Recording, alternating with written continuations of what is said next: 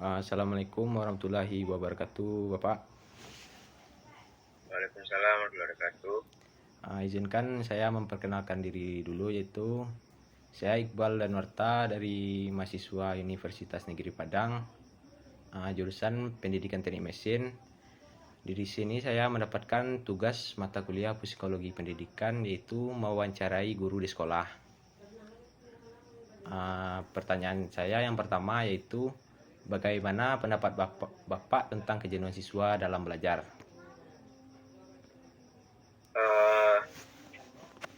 Ya seperti yang diketahui, kalau kejenuhan itu kan nggak cuma dialami oleh siswa, tapi setiap manusia pasti mengalami fase kejenuhan lah gitu.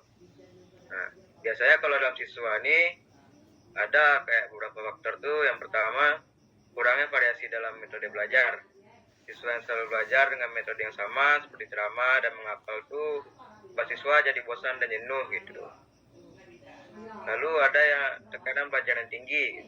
Beban belajar yang terlalu tinggi membuat tuntutan yang tinggi dari orang tua atau guru dapat membuat siswa merasa tertekan. Lalu kurangnya motivasi belajar.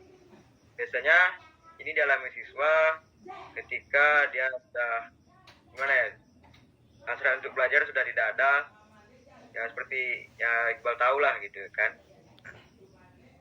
Mungkin segitu aja.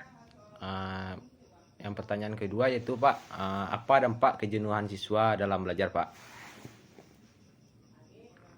Nah, kalau untuk dampak sendiri pasti ada lah. Pasti dari dampak akademik dan non akademiknya pasti ada. Kalau sudah dampak akademik itu seperti kayak penurunan prestasi belajar gitu. Karena siswa tadi jenuh, sehingga siswa dapat sulit untuk fokus dan berkonsentrasi saat belajar. Sehingga mereka susah untuk memahami materi dengan baik, sehingga prestasinya dapat menurun. Lalu kehilangan minat belajar, seperti yang sudah Pak jelaskan tadi. Karena siswa sudah jenuh, maka pasti dia akan kehilangan minat untuk belajar. Lalu meningkatnya tingkat stres dan kecemasan. Biasanya dari kejenuhan tadi dapat meningkatkan stres, diakibatkan kadang beban pelajaran atau kadang faktor yang lainnya gitu. Lalu untuk seperti non akademisnya, biasanya terjadi karena gangguan kesehatan fisik dan mental gitu. Selanjutnya pertanyaan yang ketiga yaitu apakah di dalam proses pembelajaran di sekolah itu hanya mementingkan kecerdasan akademik atau adakah yang menjadi prioritas lain dari kecerdasan akademik, Pak? Idealnya proses pembelajaran di sekolah itu nggak hanya pentingkan kecerdasan akademik, tetapi seperti aspek lain yang penting untuk mengembangkan diri siswa secara holistik. Selain kecerdasan akademik, dalam proses pembelajaran itu dapat meliputi seperti keterampilan sosial, yang lalu keterampilan kreatif dan inovatif, keterampilan fisik dan kesehatan, gitu, keterampilan kebersamaan, dan nilai-nilai moral dan karakter gitu. Dengan memberikan perhatian seimbang seperti semua aspek tadi, sekolah dapat membantu siswa atau kayak seperti memfasilitasi lah supaya mereka tuh bisa berkembang menjadi individu yang utuh dan siap untuk menghadapi tantangan lah di masa depan gitu. Selanjutnya pertanyaan yang keempat, Pak. Apakah harapan Bapak terkait di dunia pendidikan di Indonesia saat ini, Pak? Ya seperti kayak meningkatkan akses dan kesetaraan lah. Seperti semua siswa ini harusnya disamaratakan gitu. Kan ada berapa mungkin seperti pengalaman Iqbal dulu di sekolah, di kelas, pasti ada berapa kesenjangan lah gitu. Kadang kesenjangan ini tidak berpengaruh sama proses pembelajaran gitu. Lalu ada peningkatan kualitas pendidikan. Kualitas pendidikan di Indonesia ini kayak harus meningkat dan seenggaknya sesuai dengan perkembangan zaman gitu. Dan kayak juga menjadi tantangan sebagai guru juga gitu untuk menghadapi masa-masa yang ke depan gitu. Lalu memperluas fokus pendidikan. Diharapkan kayak pendidikan di Indonesia ini akan lebih fokus pada pengembangan keterampilan abad ke-21 yang seperti Bapak jelasin tadi, yaitu dengan cara berpikir kritis, kreativitas, mampu memecahkan masalah dan komunikasi. Lalu meningkatkan relevansi pendidikan dengan kebutuhan dunia kerja. Nah, yang kayak seperti ini contohnya seperti kayak di SMK misalnya kan. Di SMK ada yang bagian industri. Jadi siswa itu bisa fokus ke dalam industri gitu. Persiapan apa saja sih yang mereka butuhkan untuk masuk ke dunia itu gitu. Lalu memperkuat karakter dan moralitas. Diharapkan pendidikan di Indonesia ini lebih menitikberatkan pada pembangunan karakter dan moralitas siswa.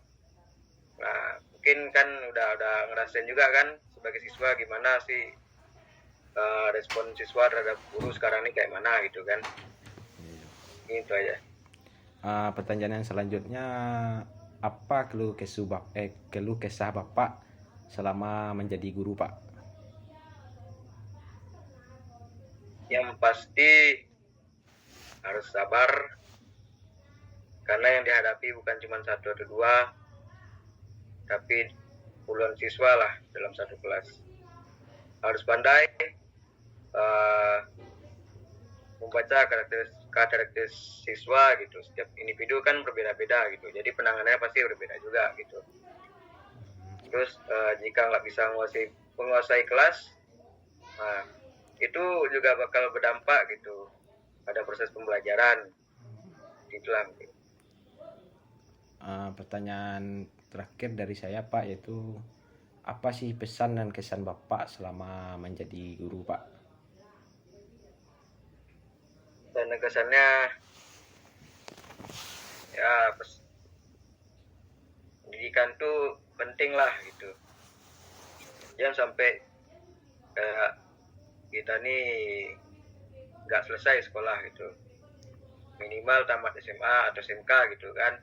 Kalau yang memungkinkan bisa lanjut seperti Iqbal gitu, kuliah gitu kan. Ya, Pak. Demi apa kan, ini demi masa depan juga. Apalagi sekarang zaman udah canggih, kehidupan makin tinggi, jadi persiapan untuk diri kita sendiri lagi lah gitu zamannya. Terus untuk kesannya ya paling lebih ke arah untuk kesulitan lah, seperti tadi lah yang dijelasin kan, menghadapi berapa banyak siswa, nggak cuma satu atau dua, tapi ada puluhan dalam satu kelas. Terus bagaimana kita sebagai guru bisa mengendalikan emosi kita gitu, bagaimana kita harus bekerja secara profesional, seperti itulah. Mungkin itu saja yang saya tanyakan kepada Bapak. Terima kasih, Pak, telah memberi waktu luangnya untuk saya mewawancari Bapak.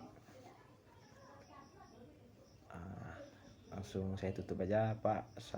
Assalamualaikum warahmatullahi wabarakatuh. Assalamualaikum warahmatullahi wabarakatuh.